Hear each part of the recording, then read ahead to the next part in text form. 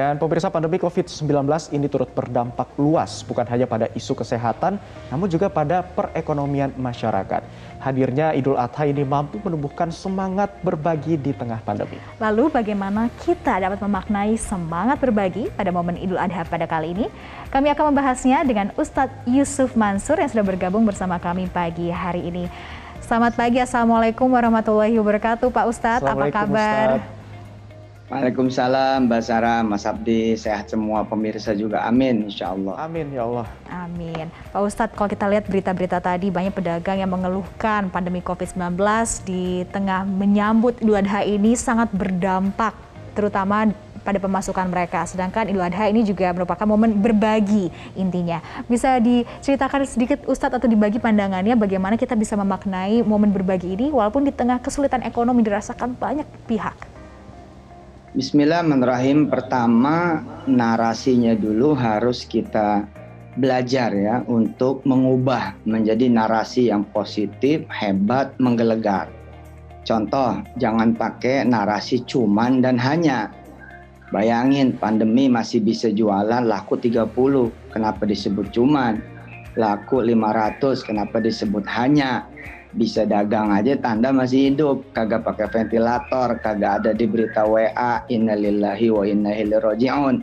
Jadi dari narasi dulu kita perbaiki nih kawan-kawan pemirsa.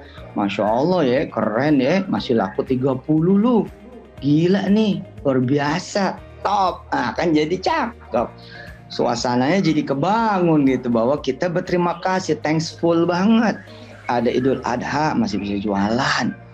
Ya, jangan ada kalimat juga yang 50-50, misalkan ini emang sih suasana lagi susah, nggak usah diinget-inget susah mah, biar aja narasinya kita pakai narasi yang cakep. Yang kedua Mas Abdi dan Mbak Sarah serta pemirsa Metro TV yang dirahmati Allah. Yang kedua, rezeki itu nggak pernah nggak 100%. Rezeki itu hanya ada dua. Pertama dia 100%, yang kedua lebih. Tolong diingat tuh pemirsa, kagak ada cerita yang namanya rezeki itu enggak 100%. Hanya ada dua, dia benar-benar 100% atau lebih dari 100%. Allah Maha Kaya, nggak mungkin ngurang-ngurangin kita punya rezeki. Buat apa juga dia ngurangin rezeki kita? Umpama ada dah misalnya karyawan yang ternyata kagak kegaji sama perusahaannya, kan kelihatannya secara definitively dan kenyataanly ini bahasa Inggris ya, kenyataannya itu dia nggak gajian, berarti kan rezeki berkurang. Tapi coba periksa bininya hamil. Kayak gitu-gitu, emang lu nggak hitung kalau itu tuh akhirnya 100% juga gitu loh. Nah hari ini kita rezeki nggak mungkin nggak lebih dari 100%. Kenapa? Masih hidup bos. Gila aja kalau kita kemudian kena COVID ya kan, nyari oksigen susah, nyari rumah sakit bisa teng-teng sono teng-teng sini, akhirnya meninggal di jalanan. Nggak ada cerita. Jadi dua nih Mas Abdi dan Mbak Sarah. Satu, bahasanya kita rubah, kagak ada narasi cuman, kagak ada narasi hanya, dan yang keren-keren aja kita pakai narasinya. Yang kedua, tolong diingat-ingat, nggak mungkin rezeki itu di bawah 100%, berkurang nggak mungkin. Hanya ada dua. Satu, rezeki itu emang 100%. Yang kedua, kalaupun nggak 100%, dia pasti lebih dari 100%. Gitu. Pasti lebih. Ayo, ya. Jadi selain positive thinking dan juga bersyukur ya bahwa saat ini masih diberikan kesehatan dan juga tenaga, ternyata masih banyak sekali juga hal-hal yang bisa kita syukuri juga, bahwa rezeki tadi bahwa pasti 100% atau lebih dari 100% ya Pak Ustadz ya. Harus ubah mindsetnya, harus lihat pandangannya seperti apa. Nah, kan baik juga nih Pak Ustadz, sekarang kita menjelang Hari Raya Idul Adha. Pastinya kalau perayaan-perayaan sebelum pandemi seperti apa, berkumpul, makan-makan, berkorban, ya kan, potong hewan bersama. Sekarang berbeda, tambah lagi sekarang PPKM darurat. Ini bagaimana ini untuk mengingatkan masyarakat, yuk kita bisa beribadah dengan cara lain loh, tetapi tetap hikmat, tetap khusyuk. Ya, bismillah. Memang selalu akan ada cara. Kita sudah dicontohin juga dengan vaksin rame-rame di GBK itu loh. Ternyata kan bisa juga tuh kumpul-kumpul di GBK kan. Tapi kan titik bolongnya nih jangan sampai terjadi. Apa titik bolongnya? Minum. Nah ketika minum kan buka masker. Nah ini masalah. Jangan tahan. Dua, makan-makan, jangan tahan. Kalau emang harus motong juga, ya motong aja. Tapi benar-benar maskernya double, nggak ada cerita makan-makan, kagak ada cerita nyate-nyate bareng, kagak ada cerita bahkan ngopi dan ngeteh, nggak ada cerita. Pokoknya judulnya kumpul rame, jaga jarak, motong, kemudian nyangin daging segala macam bagiin. Dah, that's it, that's all. Dan itu harus kita syukuri. Harus kita syukuri, jangan begini, wah susah nih zaman sekarang. Aduh bos, percayalah saya ini pernah COVID, ngegerakin tangan begini aja nih Mas Abdi Mbak Sarah, ngegerakin nih dari lempeng nih dari lempeng nih pemirsa lihat nih, sampai bisa begini nih, ampun itu yang namanya sesak napas gitu. Jadi kalau kita bisa motong, bisa nyangin, bisa melastikin daging lalu bagiin, cuman kita disuruh pakai masker, kalau perlu double namanya lagi ngumpul banyak, itu mah udah hebat banget, rezeki yang hebat banget, bener dah.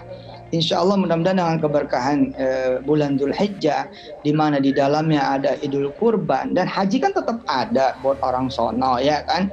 Artinya insya Allah kita juga doain dah yang haji tuh 60.000 orang Saudi tuh, mudah-mudahan pahalanya mencukupi semesta alam ini, kemudian dicabut pandemi oleh Allah Subhanahu Wa Taala gitu. Jadi ada berbagai macam cara untuk kita beribadah ya, walaupun di tengah pandemi saat ini. Ini sudah tahun kedua ya kita menjalankan perayaan Idul Adha di tengah pandemi ya Pak Ustadz ya. Sejauh ini dari Pak Ustadz sendiri bagaimana melihat aktivitas dari warga untuk menjalankan ibadah di tengah pandemi, terutama nanti jelang ibadah Idul Adha nanti Pak Ustadz? Ya ayo, kita kan udah setahun setengah hampir 2 tahun dah hitungannya. Ya ayo kita berdamai gitu loh. Kita berdamai, kan bukan nggak boleh jualan, jangan dine in, kan begitu. Bukan kagak boleh ngumpul dah, tapi berjarak. Kita nggak boleh ngumpul juga di GBK, emang pada ngumpul juga, itu vaksin kan begitu. Tapi kan jangan pada bawa makanan minuman dong. Kalau pada bawa makanan minuman, ntar pada buka, pada makan, pada minum. Jadi saran saya sih, ya udah bersahabat. Ya, bersahabat dengan semua kesulitan sebenarnya, bukan cuman masalah pandemi COVID saja. Misalkan saudara bercerai, kalau terus-terusan kemudian mikirin bermasalah, ya udah bersahabat dong, asik. Ya udah deh, saya hari ini nggak ada istri, udah deh aku hari ini nggak ada suami, bismillah, kita jadi orang merdeka bentaran gitu. Siapa tahu terpunya bini lagi, siapa tahu terpunya laki lagi gitu. Yang kita bangun begitu, nuansanya jangan nuansa kemudian horor, tapi nuansanya nuansa yang kemudian happy, tapi nurut, tetap kemudian prihatin gitu. Pak Ustadz, tadi kan Pak Ustadz bilang kita harus merubah mindset, harus banyak bersyukur, masih diberi kesehatan, masih bisa jualan, masih bisa beraktivitas. Nah Pak Ustadz, mungkin di luar sana ada pemirsa masyarakat yang susah merubah mindset karena lagi diterpa cobaan, mungkin mereka kena pandemi COVID-19, mereka dinyatakan positif sekarang, atau mungkin mereka kemarin gagal haji diakibatkan oleh pandemi COVID-19. Ini bagaimana bisa mengingatkan mereka atau mungkin menyemangati mereka nih Pak Ustadz? Saya sering bilang sama diri saya, yang paling penting ketika kita bermasalah itu belajar. Jadi jangan sampai kemudian kita cuma nyari jawaban, nyari solusi, nyari exitnya, tapi kagak belajar.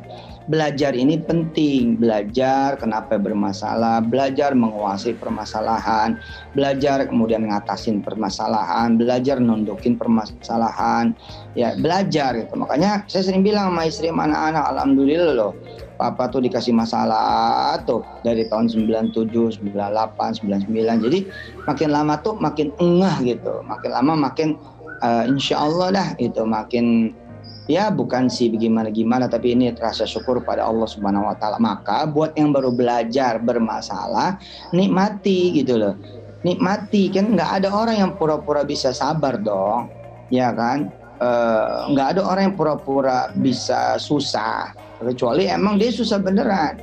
Nggak ada orang yang pura-pura nangis saking beratnya hidup, kecuali emang benar-benar hidupnya berat. Ya udah gunain itu untuk real lesson banget gitu loh, real belajar banget. Ya orang gila misalkan dia ngomong, gua bercerai, lakinya bingung, bercerai gimana? Ya gue latihan nanti kalau gue cerai. Ya ngawur lo gitu kan.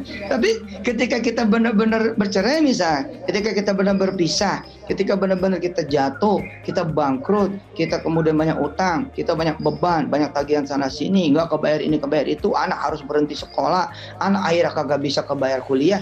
Bos, percaya sama saya, Allah bilang apa coba? Be happy. Aneh kan? Ketika Allah menghidangkan difficulties, Allah menghidangkan kemudian kesusahan, Allah bilangnya apa? Be happy. Wa basyiris sabirin. Berikan kabar gembira buat mereka-mereka yang tangguh, mereka-mereka yang percaya padaku, mereka-mereka yang mengimaniku. Kok ya Tuhan, kenapa kami harus percaya denganmu? Kenapa kami harus gembira kepadamu ya Allah? Kenapa kami harus menunjukkan bahwa kami ini bisa, kami ini sanggup, kami ini mau tetap senang dan bahagia? Kata Tuhan apa? Yes, because I'm preparing something good for you, the best for you, better than before. Sebab aku, kata Allah, akan mempersiapkan sesuatu yang jauh lebih baik buat kalian semua. When you accept that, ketika kamu semua tuh menerima itu, bah, selesai. Sore ini pakai bahasa Inggris, saya habis Zoom sama Singapura, jadi begini kan, masih ke bawah bahasa Inggrisnya. Wah, mantap sekali ya pesannya Pak Ustadz ya. Jadi kita harus bersyukur walaupun di tengah pandemi saat ini, di masa yang sangat susah ini, kita harus tetap bersyukur dengan segala nikmat yang diberikan oleh Tuhan ya Pak Ustadz ya. Baik, terima kasih Pak Ustadz Yusuf Mansur sudah bergabung bersama kami, dan semoga semangat jelang Idul Adha nanti ini tetap terjaga, dan juga kami tetap selalu bersyukur ya, selalu diberikan kesehatan. Pak Ustadz, terima kasih sudah bergabung di Selamat Pagi Indonesia. Wassalamualaikum warahmatullahi wabarakatuh Pak Ustadz.